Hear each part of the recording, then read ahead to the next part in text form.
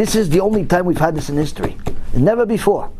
Where the average kid is already addicted to himself by the time he hits puberty. The average kid is looking for a wife on a weekly basis, and his parents say, Chazaku Baruch. Well, how many girlfriends do you have, kid? How many girlfriends do you have? Well, tell your father. Tell your father. Like his father's proud of him that he has 18 girlfriends. He doesn't realize how far his genom is going to be. It's the fathers, not just the kids. Why? Every one of these girlfriends, you're not going to marry her, right? So aside from the obvious sin of nida, aside from the obvious sin of wasting seed, aside from that, you know what other sin you're forgetting about? Hurting a bat Yisrael. Why? You're not going to marry her. You're not going to marry her. So the little tzadikah, 12, 13, 14, 15 years old, she loves you. Why? You're the first one she's ever been with. She thought she's going to marry you. But then you say, no, you're not for me. It's not about you. It's about me. It's about you. It's about me. All the shtuyot guys put in their head. And guess what? HaKadosh Baruch Hu says, it's not about you. It's about me. It's genom. It's for you, not for me. It's for you. It's for you. It's not for me. Why? You hurt one of my daughters, you rasha. You treated one of my daughters as a putza, as a prostitute. It's not for you, it's for me. You heard about Yisrael? You know what HaKadosh Baruch Hu is going to do to a person that hurts about Yisrael? Imagine, you have a kid. How long did you work to have this kid? You finally found the right wife. You finally found the right husband. Now you have this kid. Baruch HaShem Yishtabach Shema. HaKadosh Baruch Hu makes a miracle. A miracle. Some putrid seed and some eggs somehow connect. Yishtabach Shema. 9 months later, there's a little baby. Now you can't sleep. For how long? Pretty much forever. Why? Because the kid needs to be up and you have to be up with the kid. Now you're changing diapers and pooping, schmooping, and all types of things. And now you're working a third job just to pay for this kid, to feed the kid and bathe the kid and put clothes on the kid, to make sure he has this and he has that and you have him toys. And you do everything to make sure this kid stays alive. You wake up in the middle of the night just to look at the kid just to see he's alive. Why? I don't know. It looks like he's not breathing. Looks like she's not breathing. Oh, breathing. Okay, I'm going back to sleep. Then, as soon as you fall asleep, you're back to up again. And you go and you do this. You do this. There's no sleep. There's no work. There's nothing. You have no brain until the kid's pretty much too old. You put everything you have into this kid, and some filthy pig touches your kid and violates her. Says, "No, it's not for you. It's me." She comes home to you crying. Shem Yishmo v'yatzil, Abba, I didn't tell you I had a boyfriend and he dumped me after a week, but I did something I shouldn't have done. I'm pregnant. I'm violated. What normal father, what father would not want to take this kid and just make him into a shish kebab?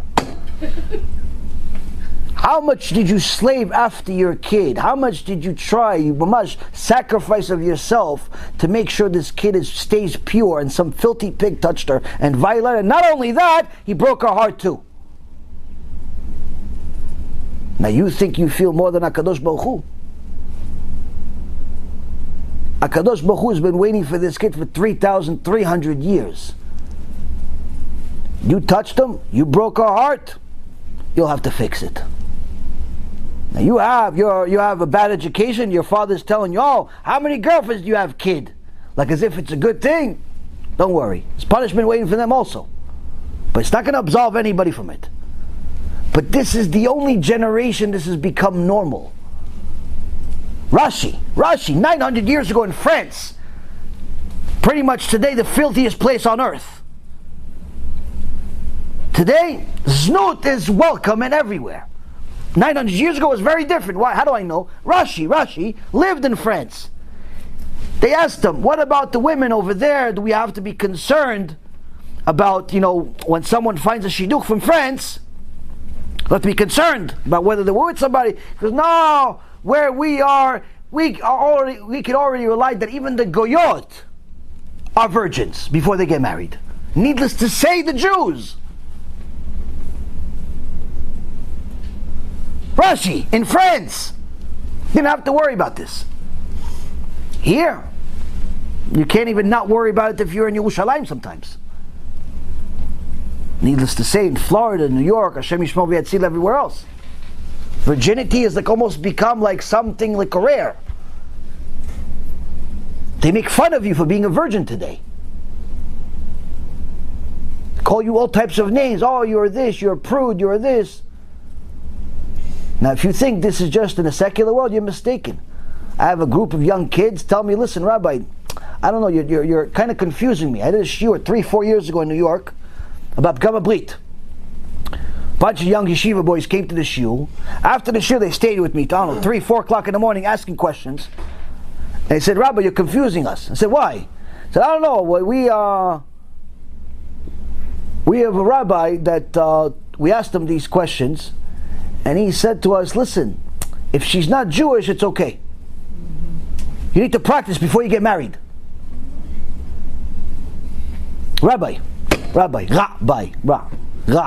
and then bai.